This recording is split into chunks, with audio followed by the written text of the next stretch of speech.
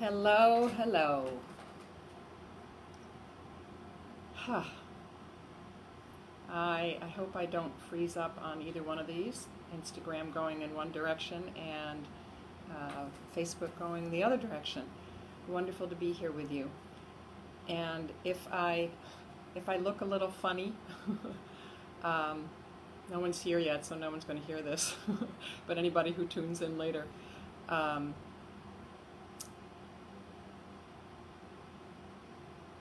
if I look a little funny, and I'm actually looking pretty good as I look at myself in these two different cameras, I'm having some sort of systemic reaction to poison ivy, poison oak or something. My face is kind of swelling and it's puffy in weird spots, but I'm glad it's not showing up too much.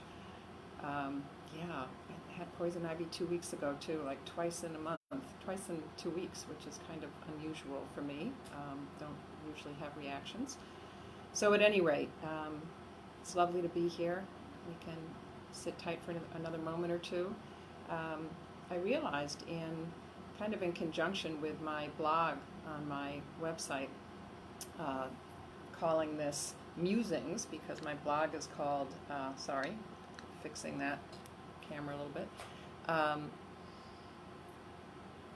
My blog on my website is called Spirited Musings, so I'm calling kind of this my Facebook, Instagram live things musings and meditation, because it'll always be a chance to talk and hopefully hear some comments from you either while we're live or afterwards, and then to do a little meditation. And actually what I'm going to do today is to do some meditation and a chant.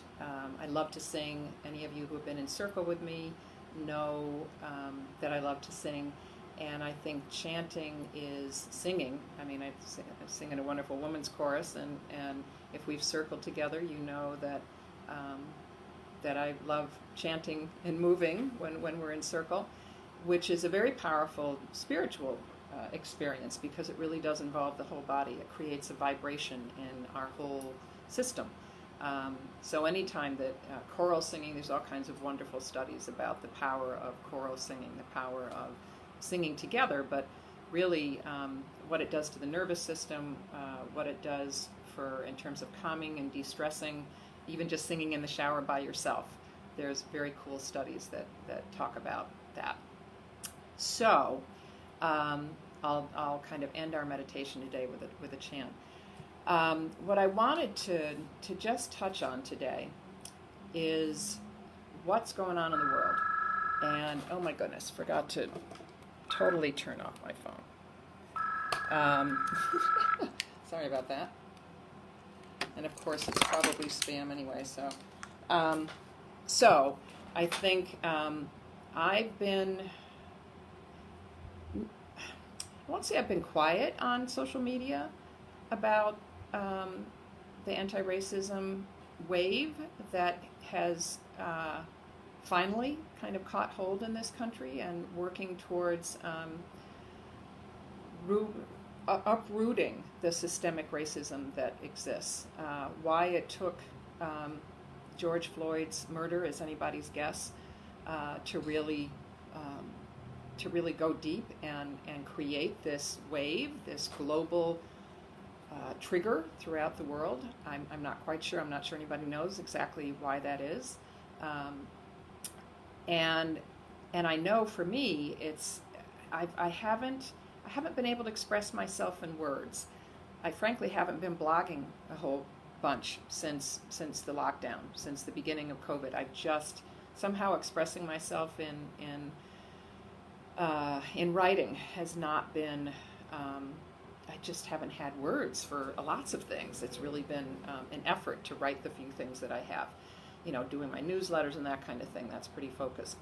And I think I've been a little intimidated reading some of the really powerful, eloquent, oh my gosh, vulnerable posts that people have offered on Facebook, on Instagram, and feeling like, I could never find those words. I don't know that I found them now. I am still, like many of us, in a state of complete learning, listening, um, just wide open. So the words, such as they are, that I found, I expressed in my latest Deb's Picks newsletter, which is something I send out every month. And then I took a deep breath, as I said, in Facebook and Instagram, and shared the whole piece that I wrote about it in both of those places. So just wanted to share with you a little bit, because it's always been easier for me to talk about really powerful, vulnerable, big things than it is to write about them. I don't know why that is. I'm sure somebody that knows NLP could give me an idea of why why speaking comes more easily to me than writing. And I think I'm a good writer, but it's a little different, a lot different. So I think what I just wanted to share today is to give a little bit more context. And I would really, those of you listening to this afterward or live, I would really love to hear what you're doing too. I think this is a new path, a new lane for many of us. That quote that I posted is a powerful one. Some people are posting on social media. Some people are marching in the streets. Some people are, quietly listening. I don't remember the whole thing now, but the general, it's where the name for this video came up. And if you look on any of my pages, you'll see the quote there. Was when I was given it, it was attributed to Viola Davis, and I've since gone online, and I'm not quite sure who said it. And I always like to give credit, but I can't tell who did. So I included that. Just so resonated with me because of the fact that I was making myself bad or wrong, that I wasn't writing more, that I wasn't marching in the streets, that I wasn't protesting in really big, visible ways. So it led me to this place to really understand that there are so many ways and so many paths, so many lanes, as this quote says, but we're all going the same direction. Those of us that are committed to this learning, to this movement, and it's not a comfortable one. Everyone says that. I've been reading White Fragility, which I recommend to everyone. I think every level of government, every law enforcement agency should have their people read White Fragility by Robin DeAngelis. And for me, it's been it's been confronting. And as we talked about when we did our Black Lives Matter work at the Fourth Universalist Society, my Unitarian church, where I do my women's circles, where I've been a very active member, for 28 years, for almost 30 years. I've gotten very involved there, and that's one of the things that I mentioned in my my post in their racial justice team. And we, on June 6th, I think it was, staged a vigil protest outside 4th U, which is on 76 and Central Park West in New York City. And then there was also a Zoom component, which, because I wasn't comfortable being out on the street, and I actually wasn't in the city that day, I was one of the co-facilitators for the Zoom room. But we all participated in the same things that they were doing at the live protest. We had a lie-in, everyone lying face down with our hands behind our backs, as George Floyd was doing when he died. The whole experience was galvanizing for everyone. There were hundreds of people there, both in the Zoom room and in live on the streets. Several hundred, I think 200 or 300, they said, in the streets outside of 4th U. And since then, I've gotten, I've helped to write a letter about repealing what's called the Walking While Trans legislation that was enacted like in the mid-'70s or something, to get that repealed, as that targets primarily Black and Latinx trans women.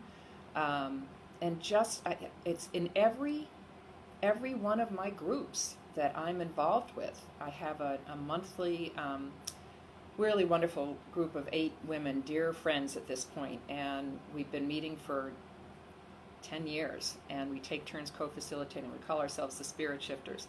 In that group, we had a very powerful conversation about anti-racism and how we hold and how we are discovering, really, and putting a name to our white privilege and our white fragility. My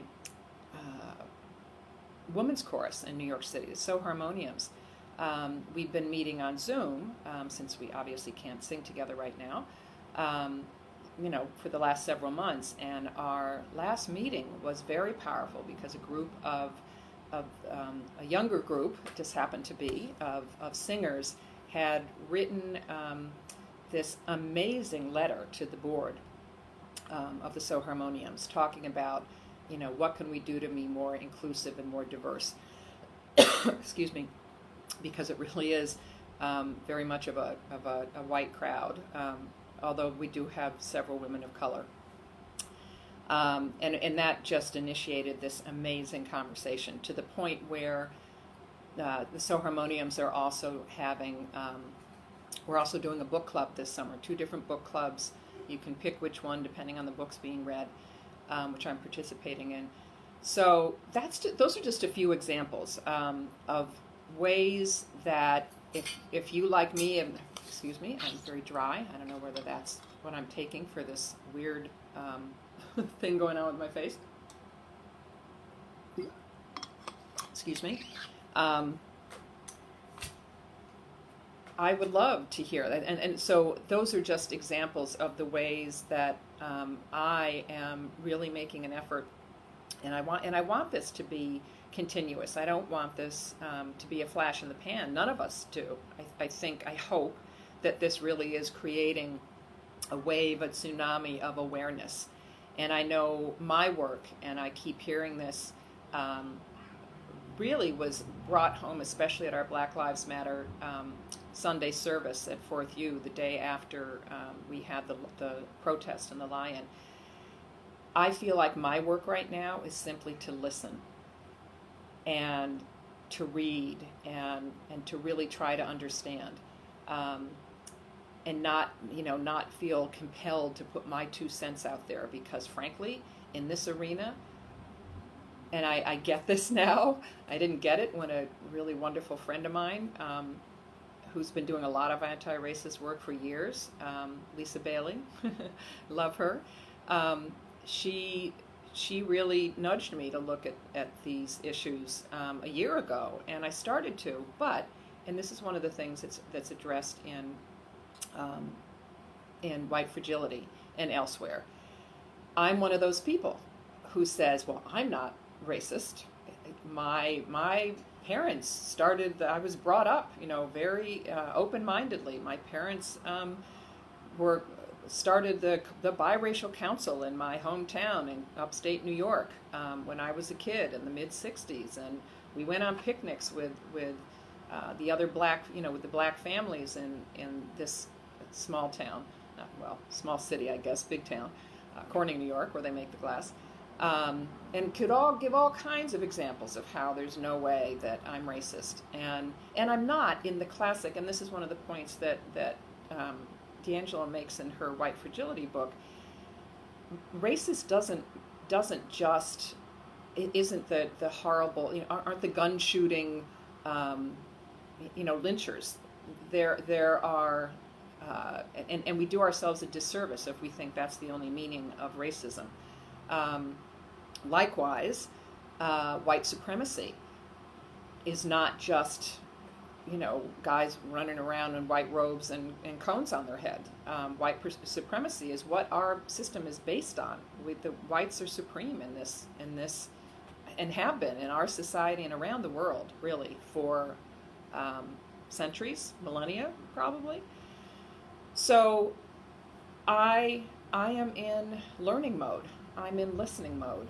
I don't pretend to know answers. I can only share my experience and really ask for patience and information. I've been collecting, I said this in my post, I've been I'm always a big archivist. Must be the cancer in me that, you know, wants to have all my files in place and my home nice and neat. But I've got tons of resources that I've been collecting, anti-racism resources. Have not barely scratched the surface, and reading and watching and, you know, doing all the things that I'm doing with them. So all of that to say that what I'd love to do now, I wanted to just take a minute to share my experience, and I would love to hear from others. If you're here and I can't see you, send me a little blip, say hi. I can't generally see who's on. I'm not quite sure why that is.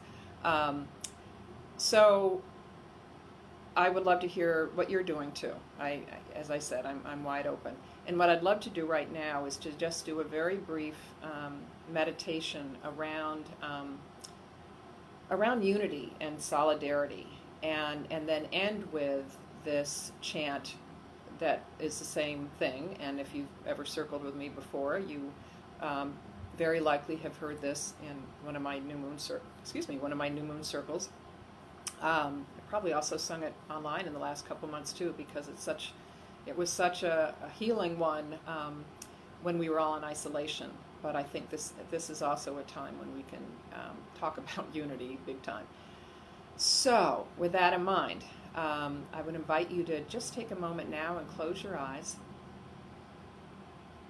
And let's breathe into this sacred space that we're creating together through our intention, through our hearts,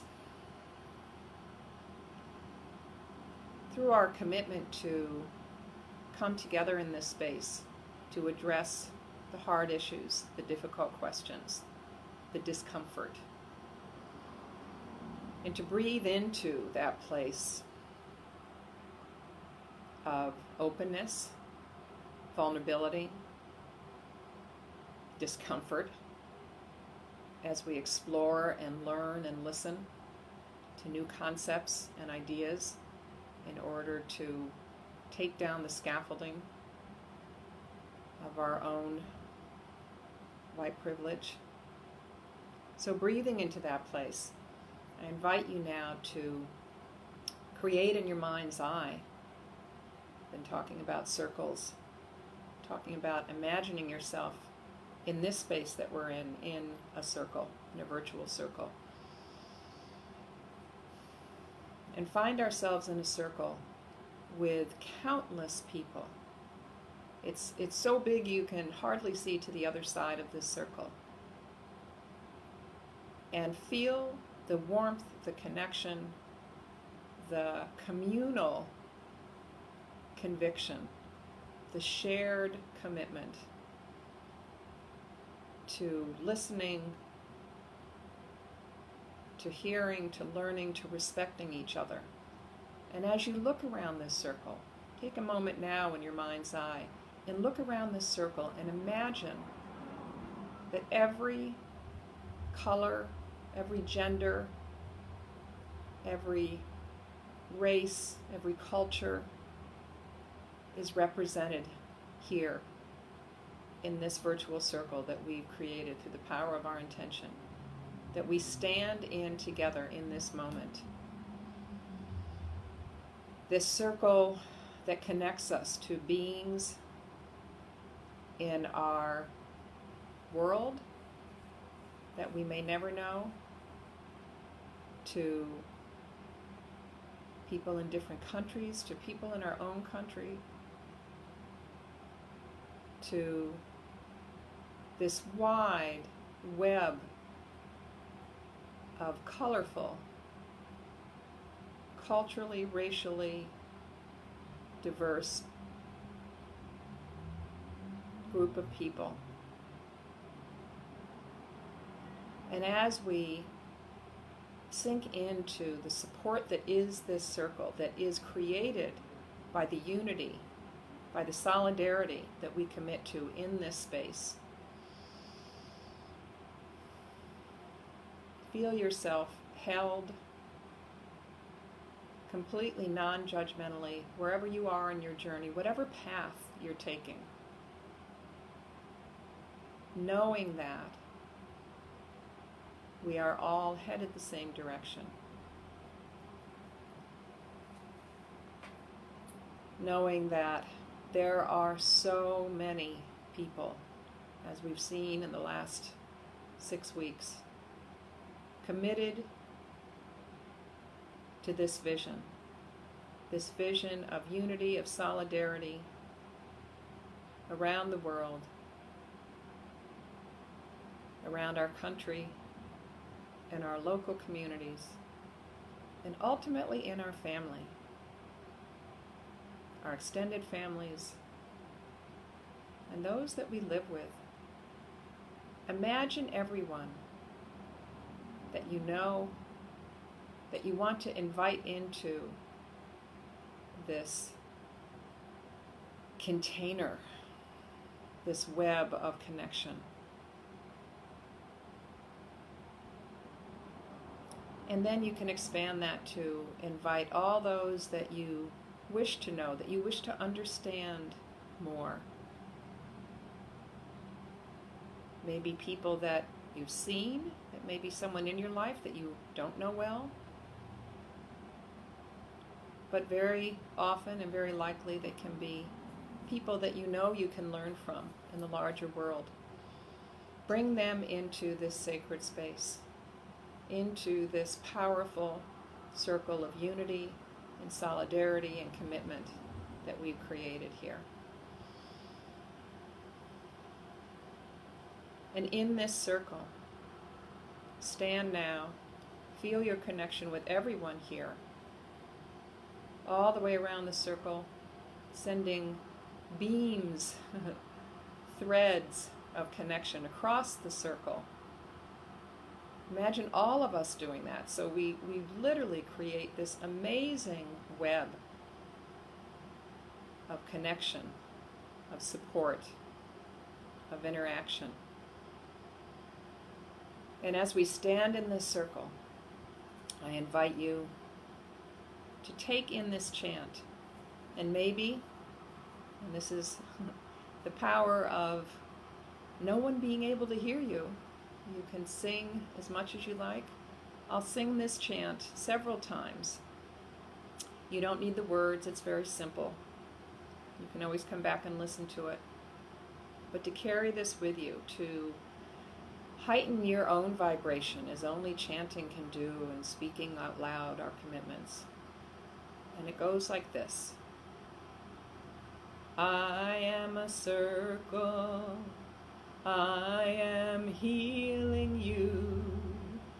You are a circle, you are healing me. Unite us, be as one. Unite us, be as one. You can look around the circle. I am a circle, I am healing you. You are a circle, you are healing me. Unite us, be as one. Unite us, be as one. I am a circle, I am healing you. You are a circle, you are healing me. Unite us, be as one. Unite us, be as one.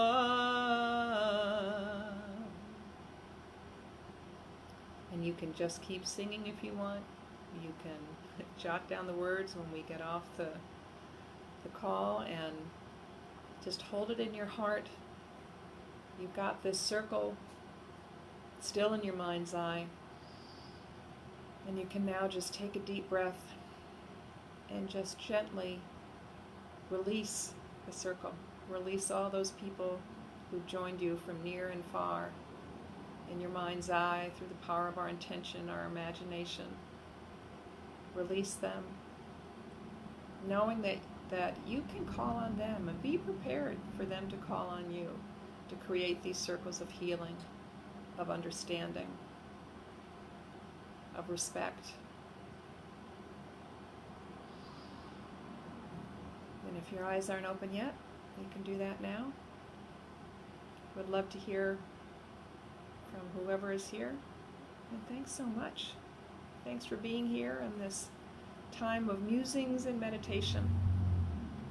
And I will likely be doing this most Wednesdays, occasionally not. But would love to see you again. Thanks so much. Namaste and blessings.